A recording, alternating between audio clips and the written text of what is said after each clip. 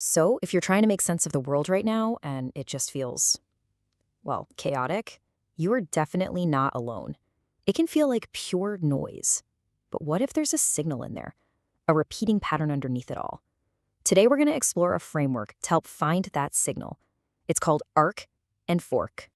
And this just hits the nail on the head, doesn't it? That endless scroll of headlines, the constant churn of crises, it really does feel like random, disconnected noise.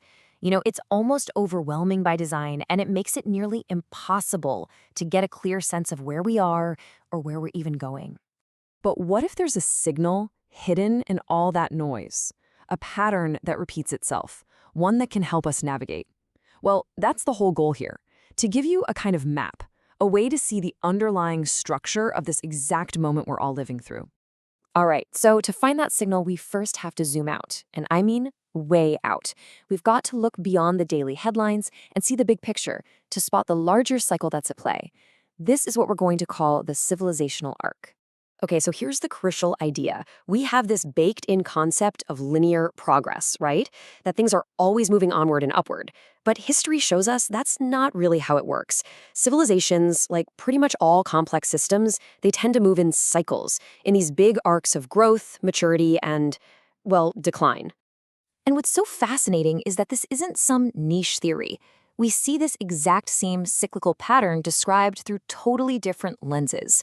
You've got ancient Vedic philosophy talking about the yugas, you've got modern generational theory with the fourth turning, and you've got an economist like Ray Dalio mapping it out in his model of empires. Different languages, different timescales, but they're all describing the same fundamental arc. So let's just lock in a nice, clear definition here.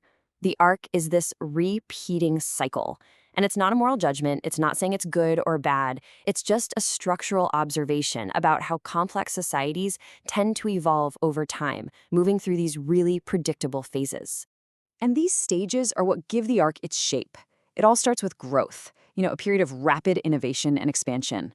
But all that growth leads to increasing complexity, which makes the whole system much harder to manage. Eventually, that turns into overextension.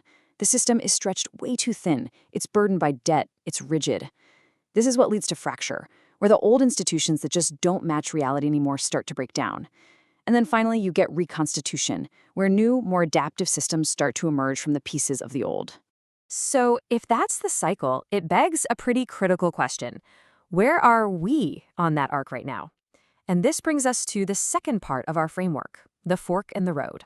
The fork. This is that moment of maximum tension, right around that fracture stage we just talked about. It's the point where everybody can feel it in their bones, that the old ways of doing things just aren't cutting it anymore. The problems we're facing have outgrown the ability of our current institutions to solve them. And this is the choice that appears. On one path, you've got the existing system doubling down. It tries to hang on through more centralization, more rules, more control over the story. It promises to bring back stability, but because it's so rigid, what it actually delivers is brittleness.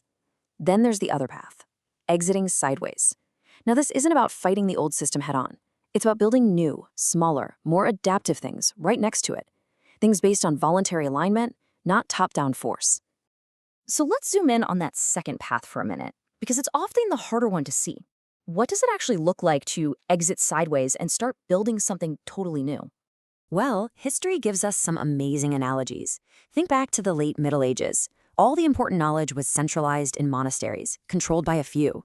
To them, the new printing press probably looked like a silly toy. It didn't look like power, but it completely decentralized knowledge and reshaped the entire world. The old system didn't even see the real revolution coming. Or think about a more recent example. For decades, a handful of TV broadcasters controlled the flow of information. To them, the early internet with its goofy chat rooms, it didn't look like a threat at all. But this new, networked media completely rerouted how information moves. The pattern is exactly the same. The emerging system is often totally invisible to the one it's about to replace. So what do these emerging networks today actually look like? Well, they have some really distinct properties. People join them voluntarily. They opt in. They organize around shared values first, not geography. Trust gets built on reputation, not just on top-down regulation. And they work through coordination, getting people to willingly work together, rather than through coercion or forcing them. Now, it is really important to get this. These new networks aren't trying to be some perfect utopia that's going to replace everything tomorrow. They're much simpler than that. They are practical, adaptive responses. When the old institutions can't keep up with the speed of change, these new systems are just building new roads that route around the traffic jam. Okay, so we've looked at this on the massive civilizational scale. But honestly, the most powerful part of this framework is how you can apply it to your own life. Let's bring the arc and fork right down to the personal level, because this is where it gets really interesting. So I want you to take a second and really ask yourself this. Where do you feel this fork in your own life? Maybe it's in your career, where that old path of climbing a single corporate ladder just doesn't feel viable anymore. Maybe it's in your local community, or even in how you think about your own identity and what you truly value. This whole thing isn't just happening out there, it's happening inside us too. And on a personal level, that choice point has real consequences for how you feel and what you can do.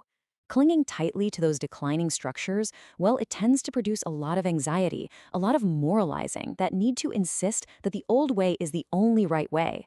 But shifting your energy towards emerging skills, new communities, that produces learning. And more importantly, it creates new options for your future. It gives you optionality. This, for me, is the absolute heart of the whole thing. The noise of our world right now desperately wants us to ask, which side are you on? It frames everything as a battle, a fight. But this framework offers a much, much better question. Where are you placing your adaptive energy? See, it's not about fighting. It's about building. It's about consciously choosing where you're going to invest your time, your focus, and your skills for whatever is coming next. And that leads us right here to this final thought. The goal isn't to become some perfect fortune teller. It's to become a better observer. You can literally feel the difference between things that are growing with a natural, flowing energy and things that are being held together by force. Pay attention to that feeling. That's where the arc is bending. And that is where the fork opens up for you.